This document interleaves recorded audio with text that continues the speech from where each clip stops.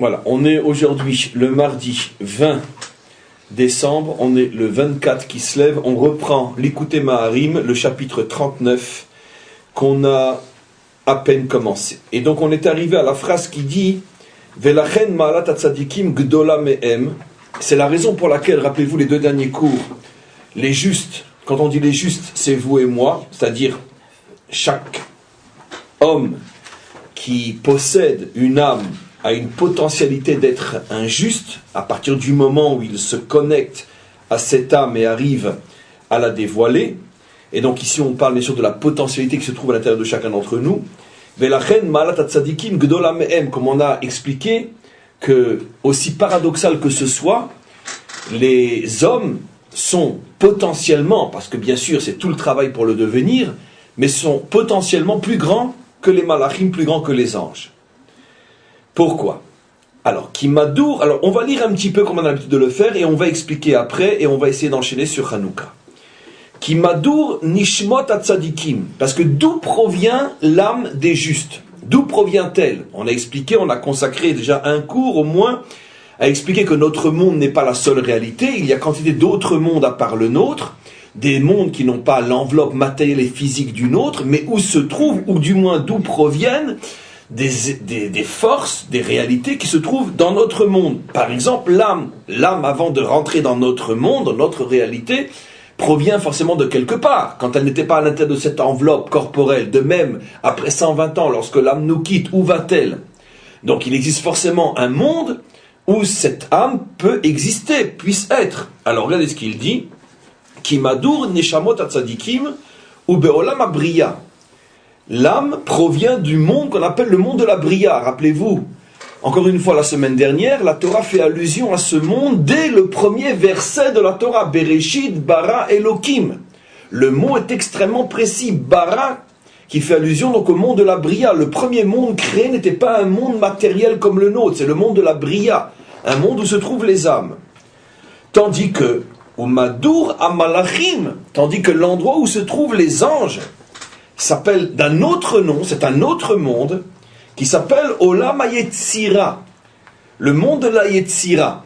Il y a le monde de la Bria, en dessous il y a le monde de la Yetzira, et le nôtre s'appelle le monde de la Asiya, et notre monde à nous n'est que dans l'extrémité inférieure de ce monde de Asiya, ce qui veut dire qu'en vérité il y a 4 mondes fondamentaux. Le monde de Hatzilut, le plus haut des mondes, après le monde de la Bria, après le monde de la Yetzira, le monde de la Asiya. Notre monde à nous ne se trouve, avec toute son immensité, ne se trouve que dans l'extrémité inférieure, comme un petit point imperceptible du monde de la Asiya. Ce qui veut dire que 99,9% de la réalité créée n'est pas matérielle comme la nôtre. Ça veut dire qu'elle n'est pas existante, et encore plus existante que la nôtre. Mais la matérialité, c'est-à-dire la forme que prend l'existence, que nous appelons la matière, cette forme-là, nous ne la connaissons que dans notre monde. Et donc, les anges, eux, se trouvent dans le monde de la Yetzira. Et regardez maintenant. Ve'aevdel shebenehem. Quelle est la différence entre le monde de la Bria, d'où vient notre âme, et le monde de la Yetzira, d'où viennent les anges ? Qui be'olam hayetzira, parce que sache que dans le monde de la Yetzira, le monde des anges, meirot sham midotav shel ensof baruchu, brille, se dévoile dans ce monde ce qu'on appelle les midot, mot à mot les mesures, mais la traduction d'après le sens, les qualités d'Hachem, Hachem qui est appelé l'infini, ensof baruchu, l'infini béni soit-il, le ensof, levadan, uniquement, c'est-à-dire que la lumière, on pourrait dire le dévoilement spirituel dans le monde de la Yetzira, c'est uniquement le monde des midot d'Hachem, des qualités d'Hachem. Chez N, qui sont globalement, il ne va pas toutes les citer, Ha'avato, l'amour, ou Pachado, la crainte, etc. Des shit, bon, je le lis, c'est un texte du Zohar en araméen, peu importe, des shit sviran mekanenim beyetzira, parce que les 6 attributs divins se trouvent dans le monde de la Yetzira. On continue un petit peu, soyez patiente. Velachen, et pour cette raison, zot iya avodat amalachim, c'est donc le travail essentiel des malachim, tamid yomam valaila, constamment, du jour à la nuit, lo yishkot sans interruption, la amod be'ira vafachad, de servir Hachem, soit avec crainte, soit avec amour, c'est-à-dire ve'ainu, comme on le sait, kol machane Gavriel, tous les anges qui sont, on pourrait dire, sous l'appellation Gavriel, sont ce qu'on appelle les forces de la gauche, chez Measmol, ve'avodat machane Michael, et il y a aussi, donc la première, le côté gauche, c'est le côté de la crainte, tandis qu'il y a aussi le machane Michael, un autre ange très connu, qui lui est du côté de la Ahava, tout ce qui est amour, chesed, bonté. Aval, be'olam abriya, tandis que dans le monde de la Bria, d'où vient l'âme de l'homme, me'irot sham chochmato binato vedato, brille des attributs divins beaucoup plus élevés que les 6 premiers, que l'on appelle chochma bina da'at, chabad, shel ensof, she'en mekor amidot, qui sont la source des midot. C'est du charabia? Très bien. Vous avez l'honnêteté de le dire au moins. Très bien. Maintenant, malgré tout, on va l'expliquer. D'abord, première question. Franchement, entre nous, qu'est-ce qu'on s'en fiche de savoir ce que sont les anges, où ils sont et ce qu'ils font? Ça ne nous concerne pas. Alors pourquoi on parle-t-il? Alors on l'a déjà expliqué. Parce que de la même manière que les animaux, d'une manière ou d'une autre, sont ou peuvent devenir ou être au service de l'homme, c'est-à-dire que l'homme, par son intelligence, doit savoir comment se servir des animaux pour évoluer. Pendant des siècles, toute l'évolution de la civilisation s'est faite grâce aux animaux. Et même ceux qui ne peuvent pas être civilisés pour en faire des travailleurs comme le cheval, l'âne ou la vache ou le taureau sont utilisés pour d'autres choses, pour ce qu'il nous donne, qui peut nous permettre de faire des habits ou autre chose. Mais en tous les cas, l'animal fondamentalement peut être utilisé par l'homme, et il a été créé pour ça. Rappelez-vous que c'est la raison pour laquelle les anges, eux aussi, sont appelés des animaux, pour bien nous faire comprendre qu'ils possèdent des forces que nous pouvons et devons récupérer. Et d'ailleurs, si on va plus loin, ce qu'il dit que dans le monde où se trouvent les anges, le monde de la Yetzira, se trouvent les midot d'Hachem, les fameuses 6 qualités divines que l'on appelle aussi les fameux 6 attributs divins, ces qualités-là, d'une certaine manière, on les retrouve aussi chez des hommes. Par exemple, il dit que dans le monde de Yetzira, ce sont des métaphores bien sûr, n'essayez pas de vous représenter le monde de la Yetzira, d'aller prendre des photos et de revenir avec des images là-bas. Mais dans le monde de la Yetzira, le monde des anges, du côté droit se trouve Michael et son Machané. Ça veut dire l'ange Michael et tous les anges qui, comme lui, servent Dieu du côté droit de ce monde. Et le service divin du côté droit s'appelle le service de la Ahava, de l'amour. Donc ce sont toutes les qualités qui font allusion à l'amour, à la bonté, à la gentillesse, au don, à la pitié, tout ce qui est, on pourrait dire, la charité avec un grand C, et l'amour. Tu aimeras ton prochain comme toi-même. Je suis très étonné de ce qu'il dit, bien qu'on va le comprendre, puisque bon, c'est pas spécifique à l'ange Michael. Quel est chez nous, dans notre histoire, le pilier du chesed, le pilier de l'amour? Abraham, qui est appelé dans la Torah Avraham Ho'avi. Abraham, l'homme de l'amour. Il dit que du côté gauche de ce monde des anges se trouve l'ange Gavriel, qui vient de Gvura, un ange dur, lui qui est préposé à quantité d'anges comme lui, et eux, tout leur service divin est dans la crainte, dans la rigueur, dans toutes les forces de la gauche, toutes les forces qui évoquent encore une fois l'opposé de l'amour, la rigueur, la justice. Très bien, pour Gavriel là-haut, mais chez nous on a Yitzhak. Bon, il ne les cite pas tous, mais je peux les citer parce que je sais qu'ils existent, et lui aussi. On a aussi d'autres anges, on a Raphaël, on a Uriel, et qui sont même préposés à Bekitsour. Je veux dire, le monde des midot, le monde des attributs divins, qui est le monde de la Yetzira et le monde des anges, c'est aussi un monde que l'on connaît chez nous. À Chesed, quels sont les midot d'Hachem? Quels sont les attributs que l'on appelle les midot? Chesed, Gvura, Tiferet, Netzar, Od, Yesod, Malchut. On va traduire, on l'a déjà fait des dizaines de fois. Fondamentalement, il y a 6 ou 7 midot qui sont Chesed, tout ce qui est bonté et tout ce que cela implique. Gvura, tout ce qui est sévérité, crainte et ce que cela implique. Tiferet, ce qui est l'équilibre. Netzar, la détermination. Hod, la louange, le remerciement. Yesod, la stabilité. Malchut, la royauté. Ces qualités-là existent sur terre et représentées par quels hommes, par quels justes?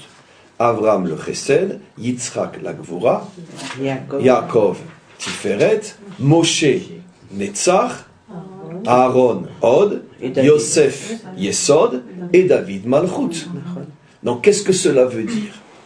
Pourquoi parle-t-on de ces qualités en haut alors qu'elles existent en bas? Alors toute la différence va être justement ce qu'il explique. Les tzadikim en bas, les hommes en bas, ont aussi ces qualités, mais ces qualités, ils les prennent à leur source, qui est au-dessus du monde des qualités, qu'on appelle le monde de Chabad, le monde de Chokhmah Bina Vedat, qui fait allusion au cerveau, qui fait allusion à l'intelligence. Mais l'intelligence avec un très très grand I, comme on va expliquer. Mais d'abord, revenons sur le texte. Donc, le monde des anges et le monde des midot. Très bien. Je pose maintenant deux questions. Pourquoi les qualités sont appelées midot? Et une autre question, pourquoi leur monde, au monde des anges, s'appelle le monde de la Yetzira, qui normalement, pour une oreille bien sensible, doit évoquer quoi? Yetzira en hébreu, ça vous fait Yetzarim, Yetzeratov, Yetzerara. C'est intéressant que le mauvais penchant et le bon penchant sont désignés d'un mot qui fait allusion effectivement au monde de la Yetzira. Et on va voir tout de suite pourquoi. On a un bon penchant et on a un mauvais penchant. Si je m'arrête là, qu'est-ce que vous imaginez quand je parle de Yetzeratov et de Yetzerara? Si je vous demande de donner une définition en français des deux. Bon, un exemple, Yetzerara, le mauvais penchant, l'envie de tuer. Le Yetzeratov, l'envie d'aider. D'accord? Pourquoi je parle d'envie? Parce que ce sont des pulsions. Yetzer, ce sont des pulsions. Yetzarim, ce sont des pulsions. Après, il y a la réalisation de la pulsion. Mais d'un autre côté, puisque nos maîtres nous disent que ces pulsions dans l'homme s'appellent Yetzarim, ils veulent nous faire comprendre que ces pulsions proviennent du monde de la Yetzira. Et j'explique, le monde de la Yetzira n'a pas été créé pour lui-même, puisque c'est un monde animal. Les animaux ont été créés pour les hommes, bien qu'il s'agisse d'animaux célestes, les anges. Mais ils ont été créés pour les hommes. Donc, ce qui veut dire que ce monde-là, c'est ce monde-là qui va être à l'origine de ces forces dans l'homme que l'on appelle les Yetzarim. C'est-à-dire, d'où viennent ces pulsions? Je vais parler de choses très très concrètes. D'où viennent ces pulsions? Alors, si vous demandez à un psychologue ou à un médecin ou peu importe, il ne saura pas trop comment vous expliquer. Il ne pourra pas d'ailleurs. Parce que c'est vrai, si on ne croit qu'en la matière, qu'en la chair, comment tu vas expliquer le phénomène pulsion? Nous, on sait d'où viennent ces pulsions-là. Parce que ces pulsions sont des forces, si vous voulez, métaphysiques, en ce sens qu'elles ne sont pas matérielles, qui proviennent, qui émanent d'un monde qui existe, un monde d'énergie, de force, et ces forces descendent jusque dans le corps humain, comme d'ailleurs l'âme descend dans le corps humain, et ces forces-là proviennent du monde de la Yetzira. J'ouvre une parenthèse. Le Yetzeratov et le Yetzerara, ces pulsions-là ne font pas partie d'une manière intégrante de l'être et de la formation de l'être. Puisque vous savez, je vous ai souvent rapporté, ou peut-être pour certains la première fois, ce texte dans le Talmud, je ne veux rapporter que l'essentiel, qui nous dit que l'âme, par exemple, commence à s'accrocher à l'embryon aux premiers instants de la fécondation. Ça veut dire évidemment, il ne s'agit pas d'une âme qui rentre dans les ovules à ce moment-là, mais il y a une sorte de connexion qui se produit à ce moment-là, entre, si vous voulez, la graine et l'âme. Et nos maîtres expliquent que l'âme, à ce moment-là, descend, elle descend, on la fait descendre sur terre à ce moment-là, et elle se colle à la semence prise. C'est au moment de la fécondation, elle se colle et elle est là. Et nos maîtres vont jusqu'à dire que sans l'âme, l'embryon ne pourrait pas continuer. Ça veut dire que c'est l'âme qui est source de vie, puisque l'âme s'appelle Nishmat Chaim. Ce souffle de vie, c'est lui essentiellement qui va faire qu'une fois que ça a pris, ça évolue. Donc l'âme se trouve à ce moment-là. Le corps se construit au fur et à mesure, d'après cette explication, grâce à la présence, à la connexion avec l'âme. Évidemment, nos yeux ne voient pas l'âme, est-ce qu'elle est en dehors du ventre, est-ce qu'elle est dans le ventre? C'est des dimensions qui sont métaphysiques, qui ne sont pas dans les dimensions corporelles de notre monde. Mais les deux mondes s'emboîtent. L'âme est présente et collée à ce moment-là à la semence qui a pris. Et le corps commence à se former. Et les Yetzarim viennent quand? Écoutez le chidouche incroyable des maîtres d'Israël. Les Yetzarim viennent au moment de la naissance pour le Yetzer Hara. Dès que l'enfant sort la tête, à ce moment-là, le Yetzer Hara rentre en lui. Et le Yetzer Hatov ne vient que 13 ans plus tard au moment de la bar mitzvah pour un garçon, ou 12 ans plus tard au moment de la bat mitzvah pour une fille. Bon, il y aurait de quoi parler pendant plusieurs millénaires sur cette manière de voir les choses. Parce que ça évoque un tsunami de questions. Quoi? Et alors l'enfant n'a que le Yetzer Hara jusqu'à la bar mitzvah? Alors je vous invite à regarder un cours qui est sur le site où j'ai parlé de ça. Comment?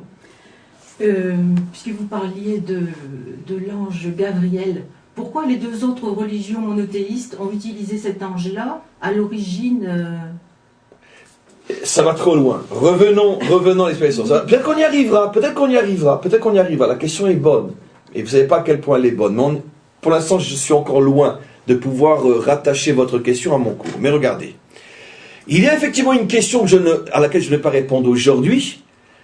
Ou peut-être oui, si la Providence le permet, c'est comment nos maîtres peuvent-ils dire que le Yetzer Hatov, la bonne pulsion, vient si tard? Alors qu'apparemment un enfant c'est très gentil, très mignon, etc. Alors j'ai répondu, j'ai consacré un cours entier à l'occasion de la sortie de mon dernier livre, vous verrez sur le site, où tout le cours était sur ce problème-là, peu importe. Mais à notre niveau, pour l'instant, je laisse la question en plan, vous n'avez pas besoin d'avoir la réponse pour comprendre la suite, parce que ce qui m'intéresse c'est autre chose. Ce qui est très fort comme explication, c'est que si nos maîtres nous disent que les deux Yetzarim viennent après que l'enfant soit terminé, parce que après, avec la naissance, plus rien ne va se produire. C'est-à-dire que tout l'acquis est déjà là. Il ne va y avoir après que grandissement de la même chose. On ne va pas avoir un œil de plus ou une oreille de plus. C'est-à-dire que l'enfant se construit pendant 9 mois. Après, il n'y a plus aucune construction, plus aucun apport. Il n'y a que le gonflage, le grossissement, le renforcement de l'existant.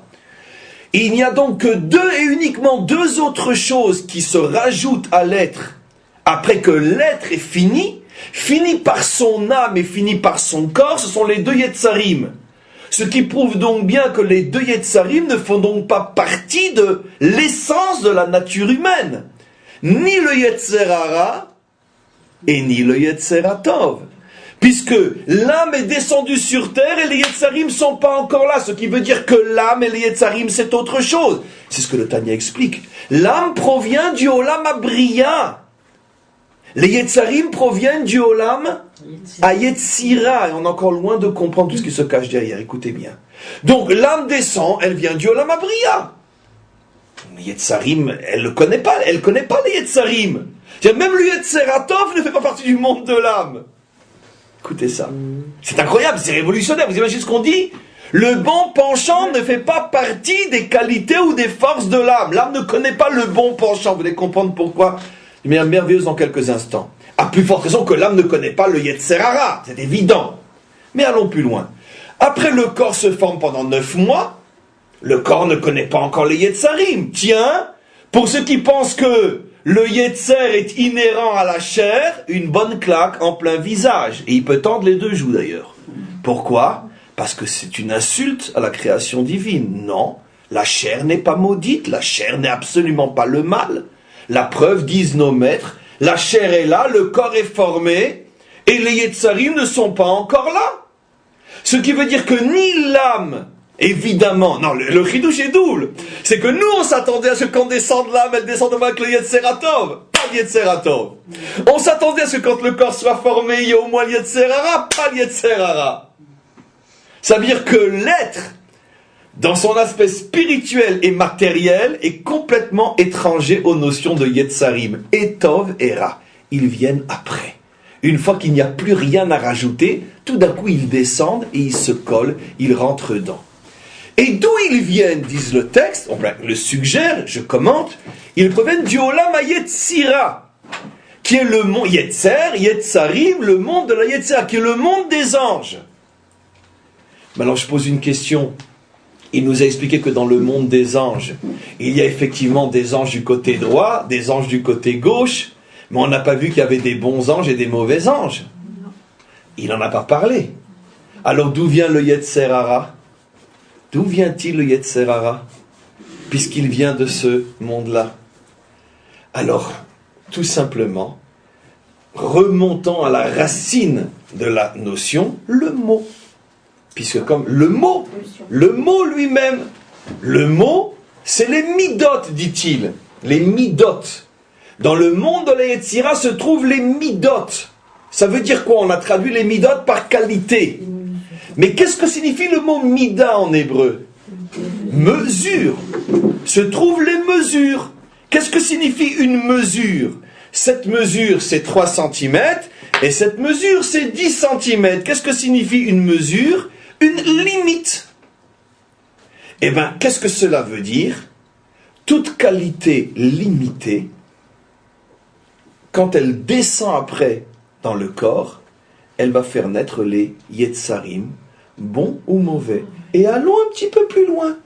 En hébreu, combien de fois je vous ai fait remarquer qu'il n'y a pas de mot pour dire qualité et défaut? Comment appelle-t-on une qualité en hébreu? Mida tova. Comment appelle-t-on un défaut? Mida ra'a. Quelle est la traduction? Bonne mesure et mauvaise mesure. Ça veut dire quoi? Ça veut dire que la même mesure, selon qu'elle soit bonne ou mauvaise, bonne mesure ou mauvaise mesure, c'est une qualité ou un défaut. Ça veut dire quoi? Donnons un exemple simple. Il est permis de boire de l'alcool, mais chacun doit connaître sa mesure. C'est-à-dire que si tu bois trop, toi, par rapport à ton physique, ton métabolisme, ça va te faire du bien ou ça va te faire du mal. Maintenant, si l'alcool me saoule, est-ce que je vais dire que l'alcool est mauvais? Je vais condamner l'alcool? Non. Je vais condamner ta relation à l'alcool. Tu n'as pas pris de bonnes mesures. Et ainsi de suite. Donc en vérité, quand je parle de bonne ou de mauvaise mesure, c'est jamais la mesure qui est mise en cause, c'est est-ce que c'est la bonne ou la mauvaise mesure? Et ça dépend en vérité de chacun, ça dépend de mille choses. Même la même personne, selon le contexte, selon l'âge, selon le moment, selon la forme, selon l'état de santé, selon 1000 choses, la mesure bonne hier peut devenir dangereuse demain, et vice-versa, la mesure dangereuse hier peut devenir bonne demain. Voilà. Ça veut dire que, effectivement, dans le monde de la Yetzira, les Malachim, eux, n'incarnent que des mesures. Il y a ceux qui sont dans la mesure de droite, ça veut dire que leur mesure, leur limite, c'est que eux ne connaissent de relation avec Hachem que par le biais de la bonté. Ça veut dire que s'ils voient par exemple l'autre qualité, la qualité de Gabriel, ils ne la connaissent pas, ils ne connaissent pas cette qualité étrangère à leur connaissance. Ils ne connaissent pas, d'ailleurs nos maîtres nous expliquent que dans le monde des anges, les machanés sont séparés l'un des autres et ils ne se voient même pas, ils ne se connaissent pas. Pourquoi? Parce que dans la conception de Michael, il ne peut pas comprendre que l'on puisse parler de Dieu ou servir Dieu autrement que selon le principe de l'amour. Parce que c'est sa mesure. Ça veut dire c'est sa limite. Dieu est rentré dans cette limite-là pour lui. Dans le Machané Gabriel ne connaît que force, ne connaît que rigueur, ne connaît que soumission, ne connaît que djihad. Pourquoi? Parce que effectivement, dans sa mesure à lui, il n'y a pas de place pour l'amour, pour la pitié, pour la tolérance. Il n'y a pas, parce qu'il ne connaît pas ça. Alors peut-être qu'effectivement, on peut revenir à ce que vous expliquez. C'est quand même inimaginable, ils ne se rendent même pas compte à quel point ils se mettent des pots de banane sous les pieds, quand ils disent qu'effectivement que l'ange Gabriel s'est révélé à celui à qui s'est révélé et lui a dicté toute l'écriture. C'est absolument phénoménal, ils ne se rendent même pas compte qu'ils sont en train de témoigner sur eux que toute leur religion n'est qu'une religion d'ange. Ça veut dire avec toutes les limites que cela signifie. Alors maintenant, qu'est-ce que cela signifie?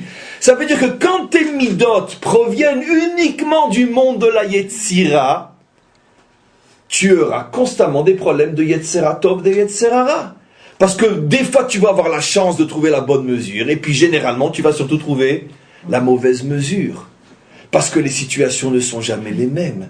Si tu construis tes midot, ça veut dire ton monde moral, uniquement provenant du monde de la Yetzira, ça veut dire que tu ne te rends même pas compte que toutes les forces morales qui t'habitent sont en vérité des énergies angéliques qui proviennent des anges, du monde de la Yetzira.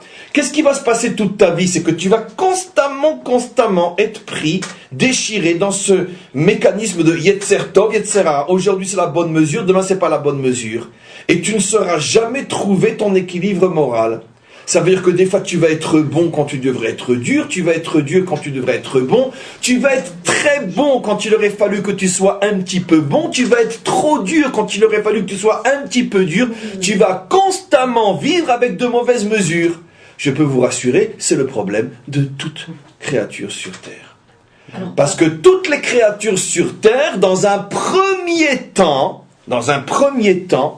ne connaissent la morale que sous l'aspect des Yetzarim. Ça veut dire que d'une certaine manière, lorsque l'homme naît, sa première référence morale est le monde de la Yetzira. Mais le problème, c'est que c'est deux Yetzer qui rentrent en lui. Maintenant, assurez-vous, on avait posé la question, et pourquoi l'âme ne descend pas avec le Yetzeratov? Parce que le Yetzeratov, c'est une véritable catastrophe. C'est une catastrophe, le Yetzeratov. Pourquoi c'est une catastrophe? Parce que c'est une mesure de bien, c'est une limite de bien. Mais comme c'est une limite, pourquoi c'est pas bien si c'est une limite? Parce qu'il y a des fois où il ne faut pas cette chose-là. Si tu as une limite de bien, que par exemple le bien c'est que tu as un sens, tu as un sens de la charité. D'accord? Très bien, tu es enfermé à l'intérieur de ce yetzer, de cette pulsion. Mais si tu as en face de toi quelqu'un qui va prendre ton argent pour aller s'acheter une seringue et se piquer, peut-être faire une overdose, c'est de la charité ou un crime? L'exemple est bateau, mais tout le monde comprend que le Yetzeratov, c'est pas l'âme.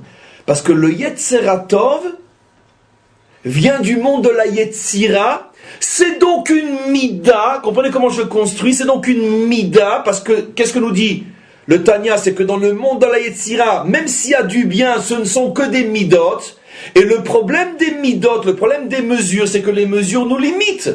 Et que la vie est trop complexe et les situations changent constamment et même l'homme évolue constamment. Et donc je dois constamment me remettre dans la bonne position. Et qui me dit que je suis dans le même cas? Et qui me dit que je ne dois pas changer de fusil d'épaule? Et qui me dit que dans cette situation, c'est pas exactement le contraire de ce que j'ai fait hier que je dois faire? Ce qui veut dire qu'automatiquement, s'il y a Yetzeratov, il y a forcément Yetzerara. Ça veut dire que si tu vois quelqu'un qui a, on pourrait dire, un bon sens moral, mais qui n'est que du Yetzeratov, tu peux être sûr que cette personne aussi fera preuve de Yetzerara. Je vais aller plus loin encore. Jusqu'où ça peut aller ce que je dis? C'est jusqu'aujourd'hui on se pose la question, mais comment est-il possible que un peuple aussi cultivé, civilisé, intelligent que les Allemands ont pu produire le nazisme? Cette question est loin d'être, on peut dire, valable uniquement dans notre génération. Cette question aurait dû commencer déjà bien avant. Comment est-il possible que les Perses, même bibliques, ont pu donner Aman et la première volonté de génocide d'Israël? Alors vous direz, qu'est-ce qu'il veut dire? Quel rapport entre les Allemands et les Perses? Parce que nous ne connaissons pas notre histoire. Malheureusement, on connaît mieux l'histoire de France que notre propre histoire. Mais notre tradition rapporte que les Perses ont toujours fait figure dans la tradition biblique d'un peuple extrêmement cultivé, élevé, lumineux, exemplaire. Il y a même dans le Talmud des siècles encore après l'histoire de Haman, quantité d'enseignements que le Talmud rapporte, par exemple dans le comportement, dans le derer eretz, dans le savoir-vivre que l'on apprend des Perses. N'oublions pas que dans l'histoire biblique, c'est quand même un Perse, Cyrus, qui a été l'initiateur de la reconstruction du deuxième temple. N'oublions pas que c'est lui, Cyrus, qui a libéré Israël du joug babylonien. Et on a quantité de messages, quantité d'événements ou quantité d'histoires dans la Bible qui nous prouvent que parmi tous les peuples bibliques, les Perses ont toujours fait figure d'un peuple extrêmement en avance sur les autres. Comment est-il possible que précisément 2 générations seulement après l'annonce de Cyrus de libérer Israël du joug de l'exil, et que Cyrus lui-même ne comprend pas pourquoi 4/5 d'entre nous restent encore en Babylonie, et il nous donne tout le nécessaire pour rentrer en Israël, tellement il nous aime et nous respecte, comment est-il possible que seulement à l'époque de son petit-fils, pas biologique, mais à l'époque, 2 générations après, va venir Assuérus, et avec Aman qui vont vouloir détruire Israël? Comment peut-on, dans la même civilisation, à seulement 30 ou 40 ans de différence, c'est extraordinaire. On a jusqu'à aujourd'hui encore des photos des soldats allemands arrivant en Russie ou en Pologne pendant la guerre 14-18, accueillis par les juifs du shtetl avec des gâteaux et des bonbons et prenant des enfants juifs dans les bras et en les embrassant. 20 ans après, les mêmes peut-être passés de soldats à officiers qui arrivent dans les mêmes villages. Comment c'est possible? Le même phénomène s'est déjà produit dans l'histoire. Cyrus, grand libérateur d'Israël, qui est appelé Mashiach dans nos textes, à l'époque de son petit-fils Assuérus qui veut détruire Israël. Comment c'est possible? Yetzarim. Yetzarim. Et j'explique. Quand tu es prisonnier à l'intérieur de qualité, eh bien sache que tu peux, de la même manière, être prisonnier à l'intérieur des pires défauts. Ça veut dire que c'est une roue qui tourne. Yetzeratov, Yetzerara. Et précisément ces 2 civilisations qui sont des civilisations exemples, et c'est aussi pour chacun d'entre nous, et je vais vous le prouver, nous montrent le danger des Yetzarim, même les Yetzarim Tov. C'est-à-dire que quand tu t'habitues à construire quelque chose de moral uniquement sur des limites naturelles, parce que c'est ton tempérament, c'est ta nature, mais il n'y a pas une construction qui vient d'au-delà, comme on va l'expliquer, le danger est que tout d'un coup tu peux toi-même être pris par un autre type de Yetzer qui va te faire exactement le contraire. Un instant, on s'aperçoit très souvent, et regardons dans notre propre vie, qu'il y a tout d'un coup, on pourrait dire, des dérapages moraux dans une vie. C'est-à-dire des gens qui sont des gens très très bien, qui peuvent avoir des dérapages inimaginables. Tout d'un coup rentrer dans des colères folles, ou tout d'un coup une faiblesse, un dérapage, une tentation, une chute, etc. C'est sur ce genre de choses que Hillel disait « Al ta'amin be'atzmecha ad yom motar ». L'exemple de Yochanan Cohen Gadol, pendant des décennies, pendant 80 années, il rentre dans le Kodesh HaKodashim, dans le Saint des Saints. Pendant 80 années, tous les Yom Kippour, il rentre dans le Saint des Saints, il rentre vivant bien sûr, il ressort vivant. Pendant 80 années.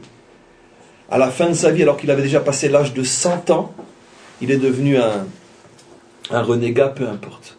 Il a tout lâché. Alors qu'il avait déjà passé l'âge de 100 ans, un âge où qui sait qui a envie encore de s'amuser à cet âge-là.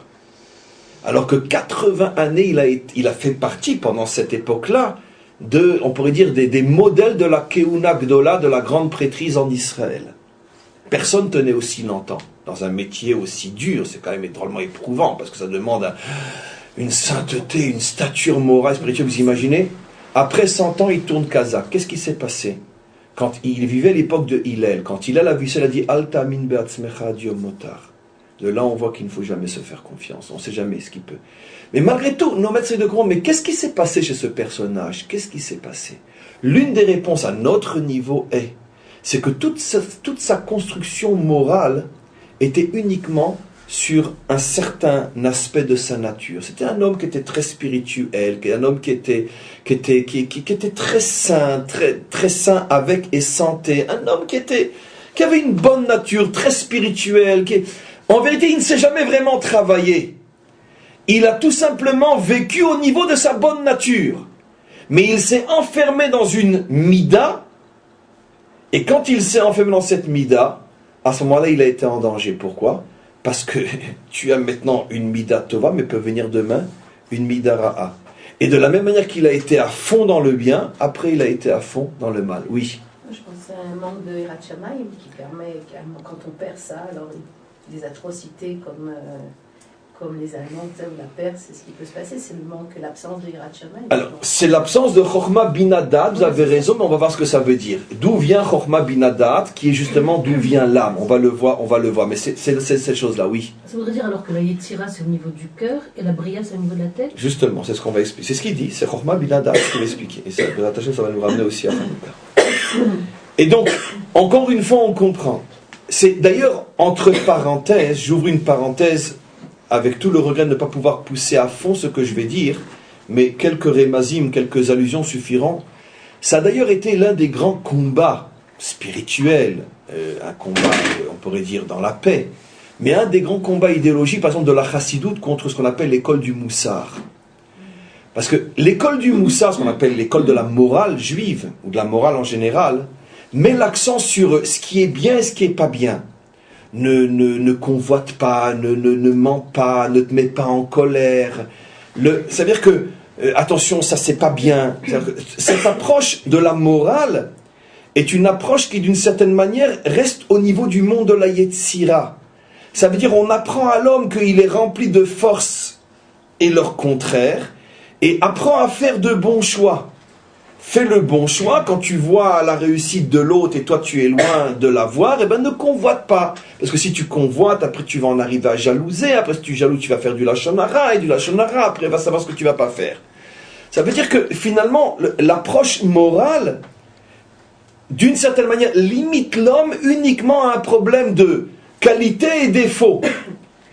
Mais le danger, le problème c'est que, d'accord, mais toutes ces forces-là viennent d'un monde qui ne connaît pas le mal. Le monde des anges ne connaît pas le mal. Il n'y a que la droite, il n'y a que la gauche, il y a l'amour, il y a la crainte, il n'y a pas le mal. Alors comment ces forces-là deviennent après dans l'homme le Yetzer Hara? Eh bien c'est très simple. Parce que tu apprends à un homme qu'il ne faut pas convoiter. Mais tu ne lui donnes pas la bonne mesure. Pourquoi il y a des fois il faut oui convoiter? Oui, il y a des fois la convoitise est très positive. Lui, il a réussi dans la vie. C'est devenu quelqu'un de bien. Moi, j'aimerais être comme ça aussi. Si vous me direz, c'est plus de la convoitise, mais alors ça s'appelle comment? C'est de la convoitise récupérée, c'est de la convoitise sanctifiée. Mais, admiratif. alors très bien, mais appelez-le comme vous voulez, le mot va changer, mais qu'est-ce que ça veut dire, quoi qu'il en soit? Mais au contraire, Bonne utilisation de la il y a même une loi qui nous dit la chose suivante. Toutes les concurrences sont interdites, les concurrences, on pourrait dire exactement, sont interdites, sauf une qu'il faut encourager et pousser, c'est la concurrence dans le domaine de la chokhma.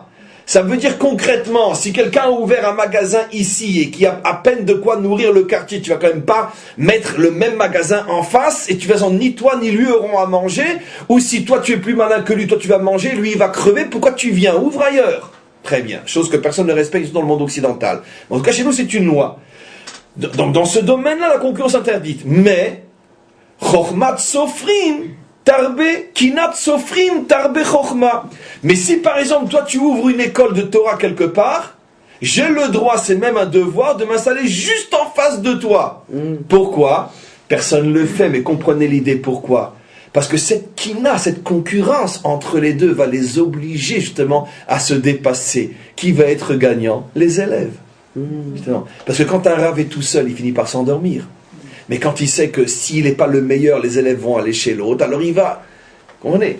Donc, il y a des fois où la concurrence, elle est oui positive, si c'est le monde qui en bénéficie. Et ainsi de suite pour toutes les autres choses. Donc quand tu n'arrêtes pas de dire à quelqu'un, c'est défendu, c'est défendu. Et des fois, il faut oui. Prenons le cas, la chose la plus défendue, qui est absolument, c'est la tête de mort, le lachon hara, la médisance. Mais où est la mesure? Il y a des fois la médisance, elle est permise, mais c'est plus de la médisance. Si tu vois un exemple simple, qu'il va y avoir un mariage, un chidour entre un tel et une telle, et que tu sais que ce un tel, en vérité, c'est un véritable bandit qu'on a déjà trompé plusieurs, et que tu le sais, et que cette pauvre fille, elle va tomber entre les mains d'un escroc. Quoi, tu vas te taire, tu vas rien dire, j'ai pas le droit de parler, mais c'est un devoir de courir et d'essayer de voir comment tu peux sauver cette fille-là. Ou quelqu'un qui va s'associer avec un truand, quoi, tu ne vas rien dire? Ah non, je ne vais pas faire de médisance. Où est la mesure? Le problème, c'est que le monde de la Yetzira ne nous donne pas les mesures. Les mesures, d'où on va les trouver? Et quand tu n'as pas la bonne mesure, ça devient Mida Ra'a. Alors maintenant, regardez, on reprend le texte et regardons maintenant ce qu'il nous dit. L'âme, elle, provient du monde de la Bria. Et l'âme, elle est au-dessus des Yetzarim. Du Yetzer Hara, bien sûr, mais même du Yetzer Hatov. L'âme, elle provient d'un autre monde. Et très peu d'entre nous fonctionnons connectés à notre âme. On fonctionne surtout connectés à nos Yetzarim. Regardez. Aval Beolam Abria. Mais dans le monde de la Bria, duquel provient l'âme, Meirot Sham Chochmato Binato Vedato. Là-bas brille le cerveau, les qualités du cerveau qui sont Chochma, Bina, Da'at. Les trois formes, les trois cervelets, les trois formes de l'intelligence. Je ne vais volontairement pas traduire dans les détails aujourd'hui car on n'en a pas le temps et ce n'est pas le but du cours. Mais globalement, dans le monde de la Bria, brillent non les qualités, mais le cerveau. Et le cerveau est le monde de l'âme.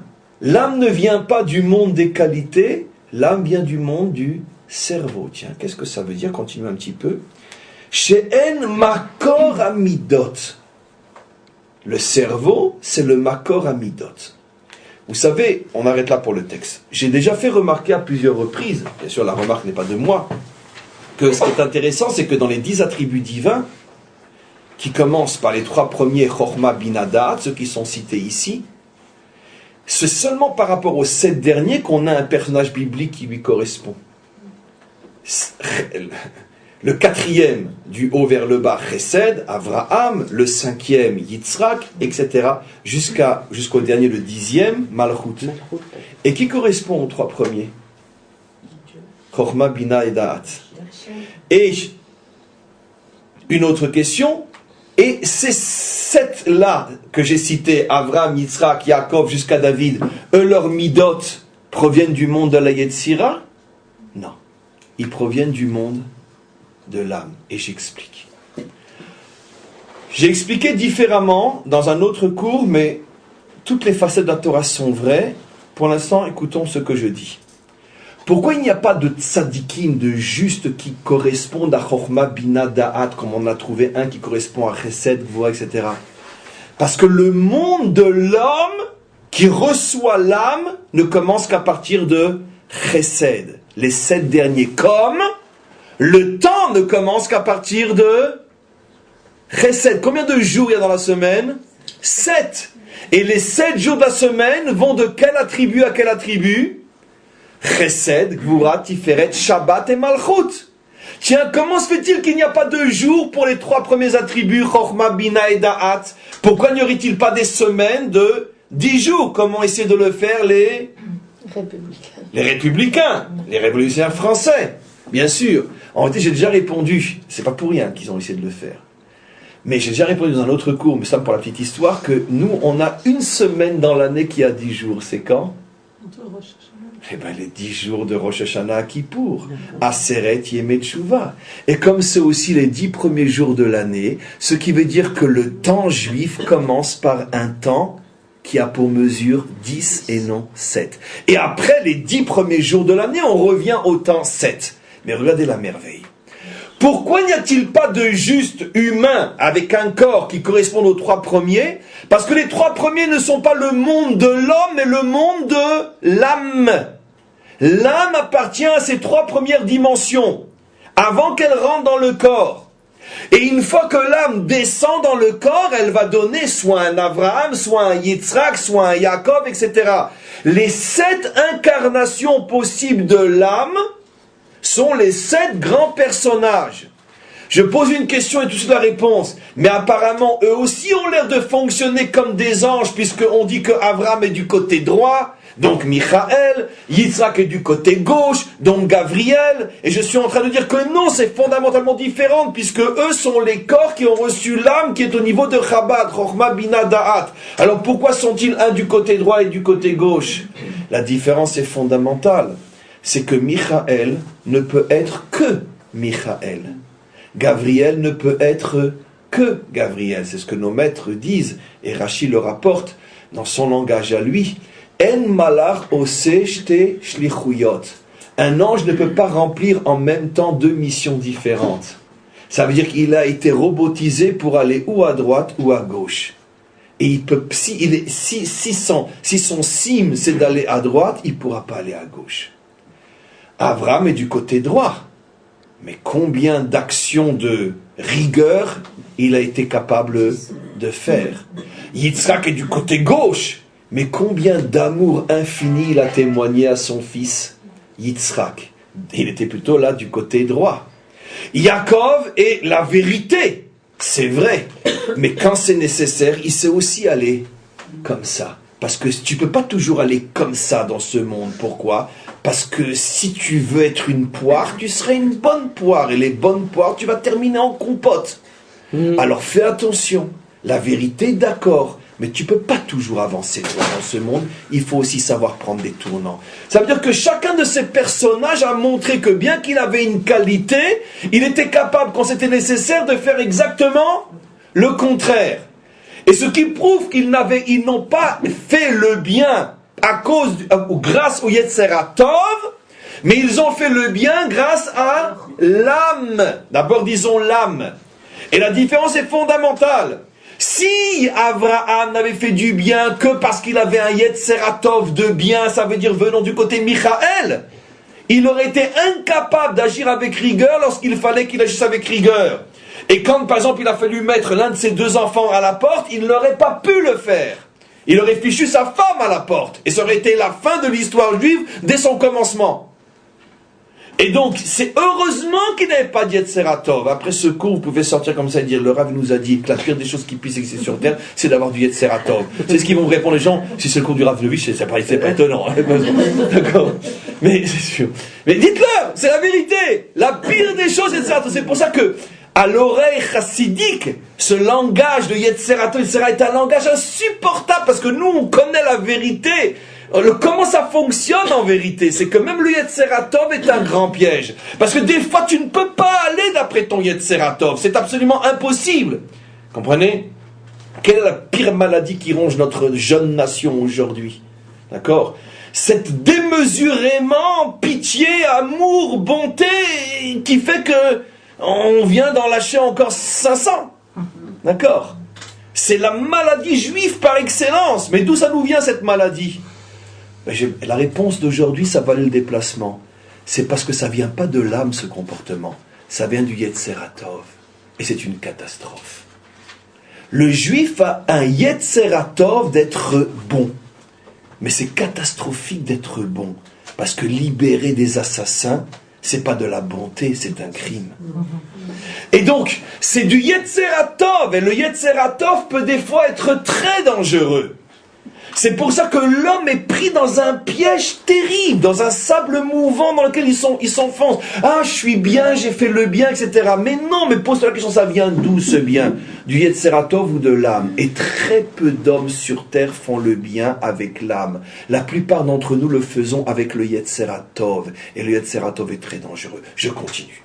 Donc les 3 premiers attributs, Chochma, Bina, Vedat, sont restés vides de représentants parce qu'ils incarnent le monde de l'âme.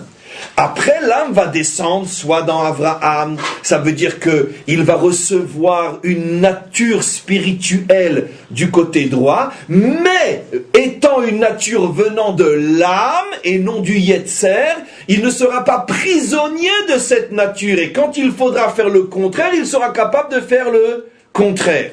Et ainsi de suite pour tous les autres. Donc, les 7 sont très différents, les 7 justes sont très différents des différentes midotes qui sont dans le monde de Yetzira incarné par les anges. Vous pourrez dire aussi en sortant du cours que la pire des insultes que vous pouvez faire à un homme authentique, c'est de le traiter de quoi? D'ange. Mais vrai. Mais ça c'est révolutionnaire dans la pensée juive, ça. Mais expliquez ça à une autre religion. C'est la pire insulte que tu puisses faire à un juif de dire tu es un ange. Pourquoi? Dire j'ai raté ma vie. Mais j'ai raté complètement ma vie. Mais c'est pas pour être un ange que je suis descendu sur terre. Vous voyez comment tous les concepts sont pervertis ailleurs. C'est tout le contraire qui est vrai. On continue, parce que je vous ai quand même promis Hanouka. Qu'est-ce qui se passe à Hanouka? Qui ne sait pas, qui ne connaît pas le verset Kiner, Hachem, Nishmat, Adam, que l'âme est la lumière de Dieu. le Ner Hachem, cette fameuse bougie que l'on allume à Hanouka. Et comme par hasard, allons tout de suite à l'essentiel, bien qu'on aurait pu pas seulement 10 minutes, un quart d'heure, mais plus d'une heure consacrée à Hanouka. Mais allons à l'essentiel, à l'essence, puisqu'il s'agit de l'huile. Pourquoi on allume 8 jours? Parce qu'on est en train de symboliser le dévoilement de l'âme. Et l'âme se situe à partir de la 8e dimension, puisque les 7 premières dimensions sont les dimensions du monde de la Yetzira, ou du monde de l'homme. Puisque qu'est-ce qu'on expliquait? 7 jours dans le temps, 7 qualités dans le monde de la Yetzira, 7 justes dans ce monde qui sont des modèles bien sûr de quantité d'autres. Le chiffre 7 est le chiffre qui est le chiffre de notre monde. Mais nous ne voulons pas rester coincés à l'intérieur de notre monde. Nous voulons recevoir une inspiration qui vient d'au-delà de notre monde. Et cette inspiration, bien sûr, est liée au chiffre 8, qui, bien évidemment, quelle est la première fois et à quelle occasion que ce chiffre fait intrusion dans notre histoire? La Brit Mila. Ça veut dire que la circoncision, c'est, on pourrait dire, la connexion entre la partie la plus basse de ce monde et la partie la plus haute des mondes. L'âme se connecte à la chair. C'est l'alliance. Comment? C'est l'alliance. L'alliance dans tous les sens. Le Brit, l'alliance, la connexion entre le bas et le haut. Ce qui veut dire que et d'ailleurs, Avram a dû travailler pendant 100 ans pour atteindre ce niveau-là. Après, il nous l'a transmis dans les gènes, puisque nous sommes ses enfants. C'est pour ça que Yitzhak ne pouvait pas naître avant, parce que Yitzhak devait naître d'un homme qui a atteint ce niveau-là et qui va pouvoir le transmettre après dans ses gènes. Mais Avram a quand même dû travailler pendant 100 ans pour arriver à ce niveau-là, parce que pendant 100 ans, il s'appelle encore Avram et non Avraham, avec tout ce que cela signifie. C'est-à-dire que même lui, avec toute sa grandeur d'avant, vous imaginez, Avram a 98 ans, Avram a 90 ans, s'il vient aujourd'hui, Avram a 70 ans, Avram a 80 années, sans continuer la phrase, vous imaginez s'il vient aujourd'hui, où vont se trouver les autres qui font figure de grands? Je ne parle pas d'Avraham, je parle d'Avram. Et malgré tout, il n'est pas encore l'homme de l'alliance. Pourquoi? Parce qu'il fonctionne encore avec le Yetzer HaTov. Même si c'est un Yetzer HaTov très très très haut, mais ce n'est pas encore l'âme. L'âme ne fait intrusion dans ce monde qu'avec la Brit Mila. La 8e dimension, et ce qu'il y a au-dessus bien sûr, parce que c'est 8, 9, 10 et plus, mais le 8 étant le symbole de cette première connexion avec cette dimension. La 8e dimension commence à se connecter.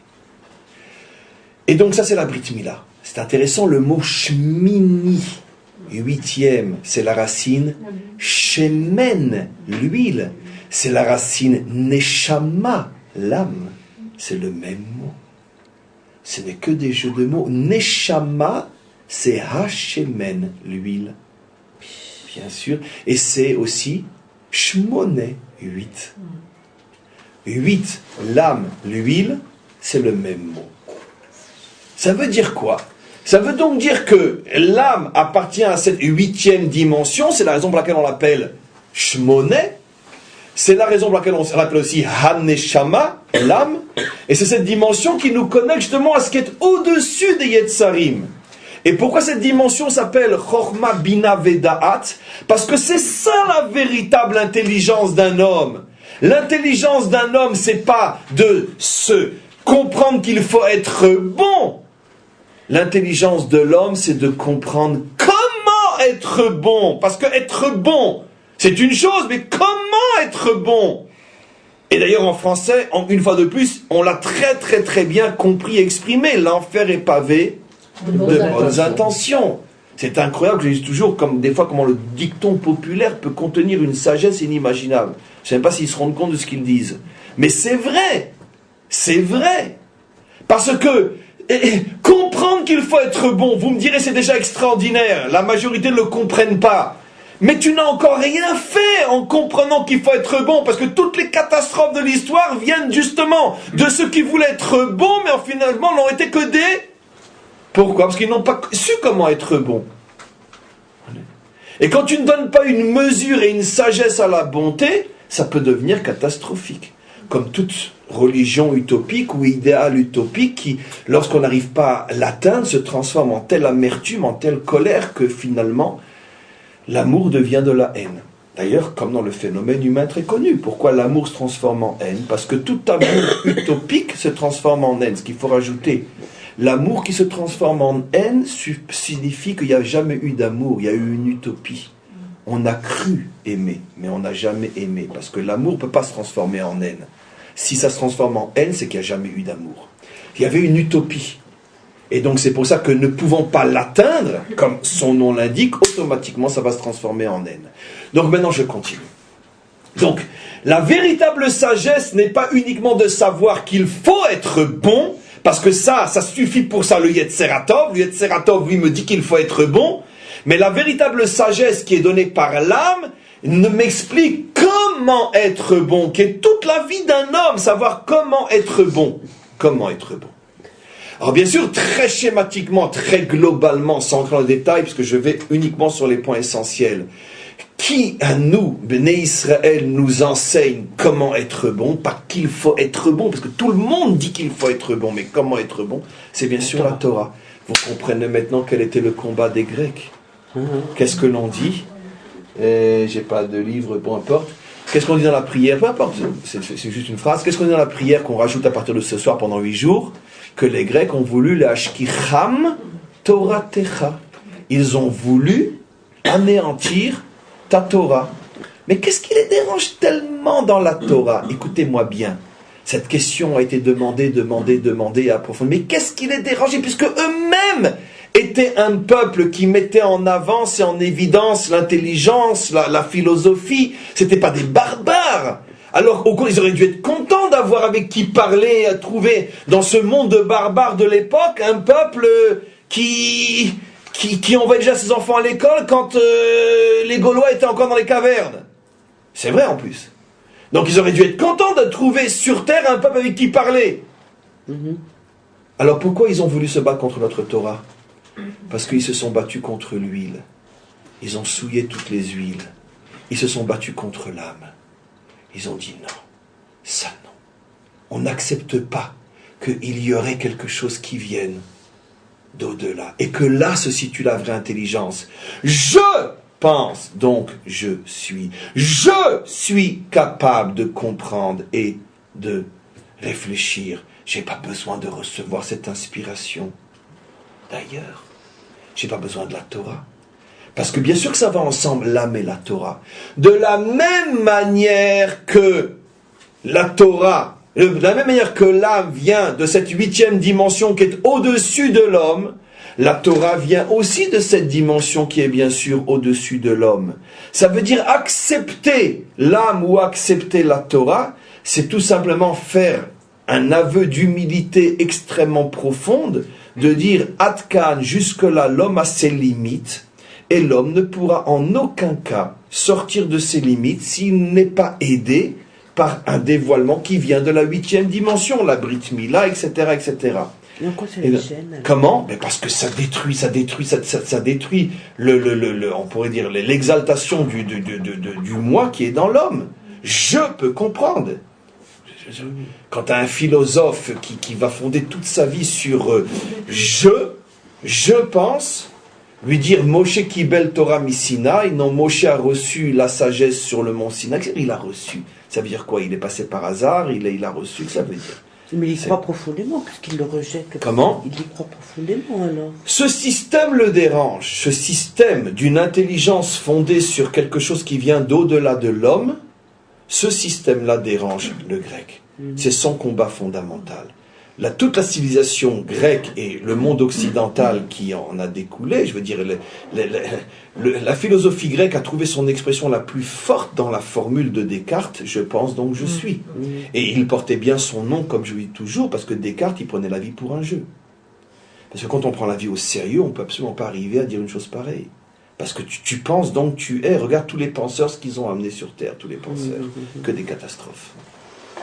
Et donc, automatiquement, cette opposition entre la Grèce et Israël, et justement cette opposition qui n'est pas sur le fait qu'il faut vivre avec intelligence, mais évidemment que les Grecs sont d'accord, il faut vivre avec de bonnes midotes, mais évidemment que les Grecs sont d'accord, puisqu'il ne parlait pas que d'esthétique physique, il parlait aussi d'esthétique morale, la philosophie. D'ailleurs, chez eux, ça allait de pair. Les Jeux Olympiques et la philosophie. Ça veut dire le sport intellectuel et le sport physique. L'esthétique intellectuelle et l'esthétique physique. C'est-à-dire que bien sûr que eux sont d'accord sur tout ce dont parle la Torah, qui elle aussi parle de l'union parfaite entre le corps et l'esprit, entre l'âme et le corps, entre la dimension matérielle et spirituelle. Le péléé, c'est que énormément de points dont parle la Torah sont admis, ont été trouvés par les Grecs, par leur propre réflexion. Parce que les Grecs aussi croient d'une certaine manière entre cette union parfaite entre le corps et l'esprit. C'est pour ça qu'il y avait en même temps la philosophie et le sport. Bon, à leur manière, j'ose pas comparer dans les moindres détails, mais à leur manière, ils avaient compris que finalement le monde n'est ni que en bas, ni que en haut. Alors pourquoi ils se sont à ce point battus contre nous? Parce que toute la véritable lutte est pas sur ce qu'il faut être, mais comment l'être. Comment l'être. Et c'est sur le comment qu'il y a tout le problème. Maintenant, pour conclure le cours d'aujourd'hui, quand on va allumer la Hanoukia, donc chaque soir de Hanouka, premier soir, deuxième soir, troisième soir, jusqu'au 8e soir, ce qui va se passer, comme chaque mitzvah que l'on fait, il faut savoir que ce n'est pas seulement un acte de commémoration, qu'à Dieu ne plaise, mais c'est véritablement un acte profond avec une incidence, une implication énorme sur l'être qui participe à cet acte-là et celui qui allume et tous ceux qui sont dans la maison à ce moment-là, c'est que véritablement cette fête nous est donnée comme la Brit Mila, mais cette fête-là, elle dure plus longtemps et elle concerne tout le monde, pas seulement les hommes. Elle nous est donnée pour véritablement chaque année, et d'une certaine manière, c'est un nouveau Rosh Hashanah, parce que chaque fête apporte son propre commencement jusqu'à la prochaine fois que cette fête revient. La Hanouka est la fête de l'âme. Ça veut dire qu'avec l'allumage, d'une certaine manière, va se redévoiler, va se renforcer l'âme qui se trouve à l'intérieur de nous. Au moment de l'allumage, c'est l'âme qui s'allume. Et qu'est-ce que ça va donner? Ça va nous donner justement cette possibilité de nous construire sur de véritables qualités qui ne sont pas donc les mesures du Olam Hayetzira, mais qui sont la sagesse véritable de l'âme et de la Torah qui nous apprennent dans chaque circonstance, dans chaque situation, comment il faut se comporter. Amen. Vechen Yeh Ratzon.